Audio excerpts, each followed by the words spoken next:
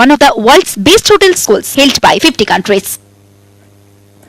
যে পরিস্থিতি তৈরি হয়েছে তাতে সবচেয়ে বড় প্রশ্ন শিয়ালদা থেকে মেট্রো তাহলে কবে চালু হবে। মেট্রোর জিএম নিজেও বুঝতে পারছেন না। প্রতিনিধি আবির আমার সঙ্গে এই মুহূর্তে সরাসরি রয়েছেন। আবির, কোন রকম কোনো আভাস পাওয়া যাচ্ছে কবে থেকে মেট্রো তাহলে শুরু হতে পারে?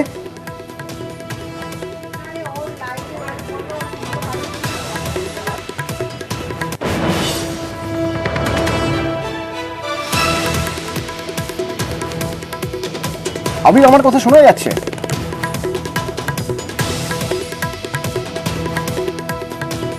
জিএম নিজে সিদ্ধান্ত নিতে না পেরে শেষমেশ বোর্ডের উপর সিদ্ধান্ত ছাড়লেন যে কবে থেকে মেট্রো চালু করা যাবে। কারণ যেভাবে একের পর এক সমস্যায় কাজ আটকে যাচ্ছে 2019, তারপর 2022-এও, সেক্ষেত্রে মেট্রো চালু হবে কবে? ইস্ট ওয়েস্ট নিয়ে যে অনিশ্চয়তা রয়েছে তা স্বীকার করে নিলেন জিএম।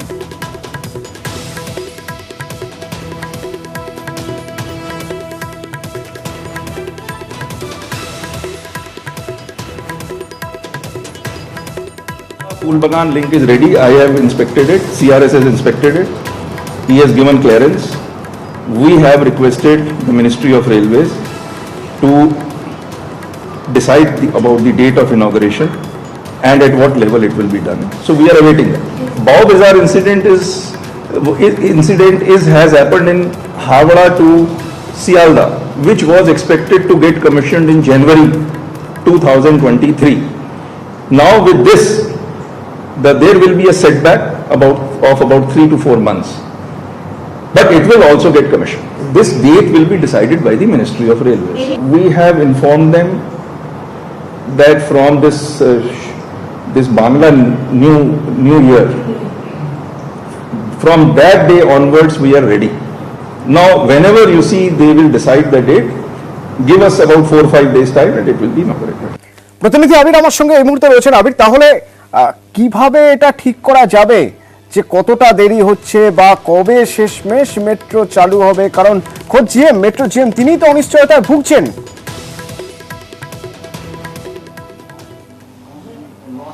দেখো, এই অনিশ্চয়তার জায়গা দুটো বিষয়ের উপর নির্ভর করে রয়েছে। প্রথমটা হচ্ছে যে শিয়ালদহ মেট্রো স্টেশন কবে চালু করা যাবে, আর দ্বিতীয়ত হচ্ছে যে হাওড়া ময়দান থেকে শিয়ালদহ পর্যন্ত কবে মেট্রো আসবে। হাওড়া ময়দান থেকে দেখতে গেলে হাওড়া ময়দান, হাওড়া স্টেশন, অন্যদিকে হচ্ছে মহাকরণ মেট্রো স্টেশন এবং স্প্ল্যানেড মেট্রো স্টেশন আগামী বছরের জানুয়ারি থেকে ফেব্রুয়ারি মাসের মধ্যে সম্পূর্ণভাবে শেষ হয়ে যাবে, অর্থাৎ যাত্রী ক্যাটার করতে পারবে এরকম ভাবে প্রস্তুত হয়ে যাবে। সমস্যাটা যেটা তৈরি হবে সেটা হচ্ছে স্প্ল্যানেড থেকে শিয়ালদহ আসার জন্য। আর যদি শিয়ালদহ থেকে স্প্ল্যানেড বা স্প্ল্যানেড থেকে শিয়ালদার মধ্যে মেট্রো চলাচল না করতে পারে যাত্রী নিয়ে, তাহলে এই প্রকল্পটা সে অর্থে লাভজনক হবে না।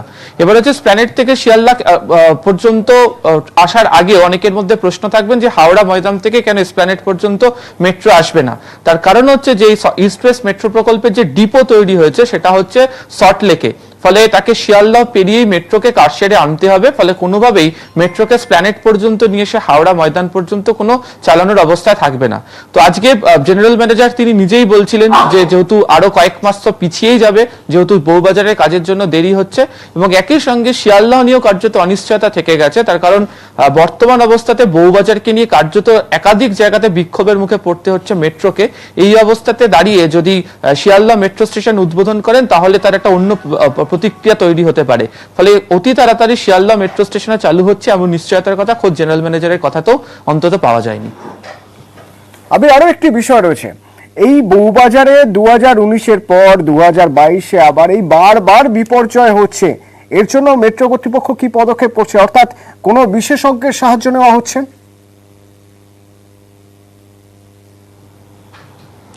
প্রথম বিষয়টা হচ্ছে যে ওই জায়গাতে যে সমস্ত বাড়িগুলো ফাটল ধরেছে, ভেঙে পড়েছে, সেখানে বাড়ি কিভাবে তৈরি করতে পারা যাবে, যেগুলোতে অল্প ক্ষতিগ্রস্ত বা মাঝারি ক্ষতিগ্রস্ত যে বাড়িগুলো আছে সেগুলোকে সংস্কার কিভাবে করা হবে সেই যাবতীয় কাজটা দেখছে হচ্ছে যাদবপুর বিশ্ববিদ্যালয়ের বিশেষজ্ঞরা, যেটা কলকাতা পুরসভা এবং কেএমআরসিএল এর সহায়তা নিয়ে কাজ করছে।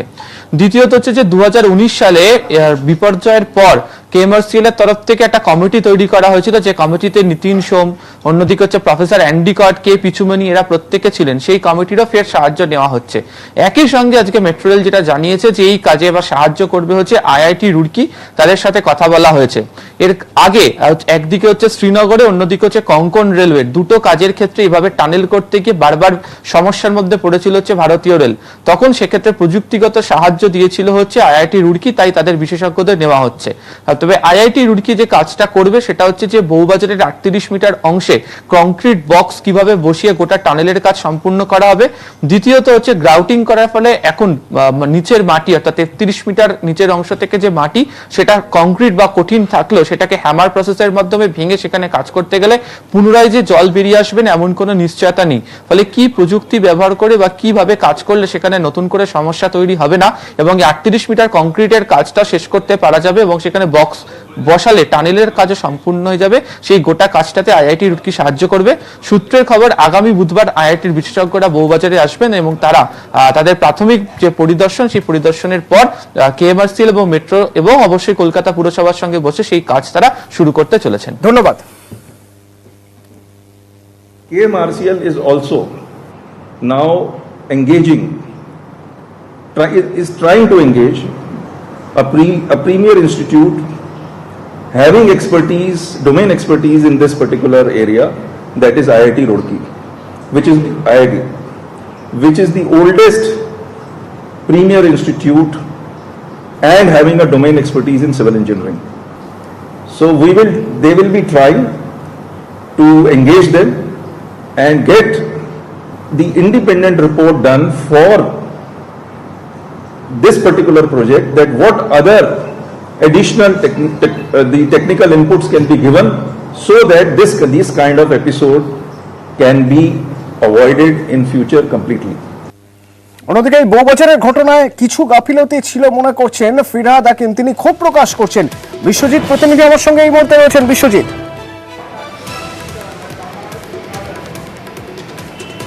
একদমই, বা দুটো বিষয়, অর্থাৎ গাফিলতি তো কিছু ছিলই। সেই গাফিলতি কি ছিল? দুটো বিষয়। একটা হচ্ছে যে মানুষরা ক্ষতিগ্রস্ত হয়েছেন তাদের সঙ্গে লিয়াজো, অর্থাৎ তাদের সঙ্গে যে পাবলিক রিলেশনস করা, সেইটা গাফিলতি অবশ্যই মেট্রো কর্তৃপক্ষের ছিল। কারণ তাদের যে ব্যবহার তাতে ক্ষুব্ধ হয়েছেন স্থানীয় বাসিন্দারা।